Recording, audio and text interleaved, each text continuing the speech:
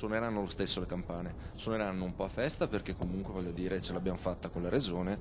FISM, Federazione Italiana Scuole Materne e Regione Veneto dunque hanno raggiunto l'intesa, anche se sul fil di lana. 42 milioni di euro il finanziamento varato dalla Giunta regionale, 35 milioni erano stati stanziati, altri 7 sono stati trovati negli ultimi giorni tra il Fondo Sociosanitario e le pieghe del bilancio. Il finanziamento di questo servizio rappresenta una priorità rispetto ad altri servizi sicuramente importanti, ma che in questo momento di difficoltà economica rappresenta comunque una priorità assoluta. Campane che suoneranno per la Giornata Mondiale dell'Infanzia, ma anche per ribadire il valore e l'utilità della presenza sul territorio delle 1173 scuole paritarie.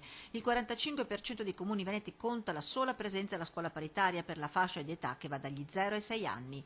Se la Regione Veneto ha fatto la sua parte, rimane aperto invece il capitolo dei finanziamenti dello Stato, che per il 2015 ha stanziato 20 milioni di euro in meno. È un dato indicativo, indica un piano inclinato sul quale stanno scivolando le nostre scuole per quanto riguarda l'attenzione da parte dello Stato. Scuole paritarie che contano 9.000 dipendenti, di cui 6.000 docenti, e che ospita il 68% dei bambini della regione, compresi tra 0 e 6 anni. Scuole paritarie riconosciute dallo Stato italiano dal 2000. Per far sentire forte la loro voce, una delegazione delle scuole paritarie sarà domani dal prefetto di Venezia. Un po' polemicamente anche consegneremo alcune chiavi che riguardano le chiavi dei nostri istituti. Verranno consegnate anche le firme raccolte tra i genitori e le comunità, ma soprattutto la FISM porterà al prefetto in maniera simbolica 4 assegni e un bancomat, assegni che quantificano quanto lo Stato prende e risparmia tra IRAP, IVA e costo delle strutture. Un dato per tutti, il risparmio per la Regione Veneto è di 500 milioni di euro.